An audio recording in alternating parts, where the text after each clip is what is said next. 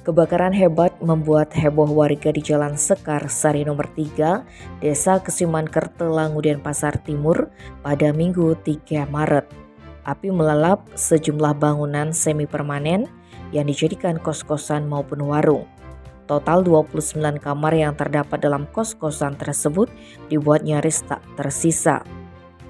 Kasihumas Polresta Denpasar AKP Ketut Sukadi menerangkan, insiden tersebut diduga dipicu adanya konsleting listrik dari salah satu kamar kos, lalu merembet ke area lain hingga menjadi kebakaran hebat.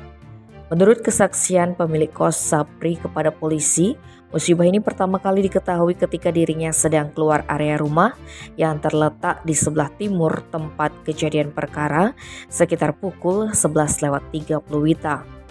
Lansia itu melihat ada kepulan asap dan api yang bersumber dari kos milik Luh Nancy. Sapri sontak berteriak minta tolong untuk memberitahukan kepada warga sekitar. Sementara itu Luh Nancy saat kejadian sedang berada di dalam rumah yang letaknya di sebelah barat TKP. Dia baru mengetahui ada kebakaran setelah mendengar suara teriakan minta tolong. Diketahui bahwa api bersumber dari salah satu kamar kos miliknya yang ditempati pria bernama Akong asal Lombok NTB.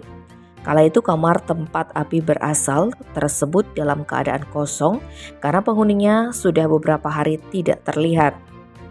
Lebih lanjut, dari kesaksian salah satu penghuni kos bernama Sumardi alias Bikan, 45 tahun, awalnya melihat ada kepulan asap. Berikutnya dia mendekati sumber kepulan asap dari kamar Akong.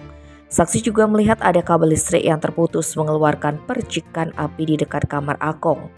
Maka dari itu Sumardi bersama warga sekitar mendobrak kamar itu dan didapati api sudah besar di dalam. Selanjutnya warga sekitar berusaha memadamkan api dengan peralatan seadanya. Namun api tidak kunjung padam dan semakin membesar melalap bangunan lain yang ada di sekitarnya. Tak berselang lama, 15 mobil pemadam kebakaran BPBD Kota Denpasar tiba di lokasi.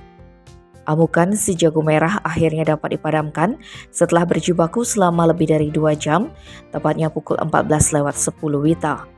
Beruntung tidak ada korban jiwa dalam peristiwa tersebut, kerugian hanya berupa materi, untuk nominal kerugian belum bisa diperkirakan.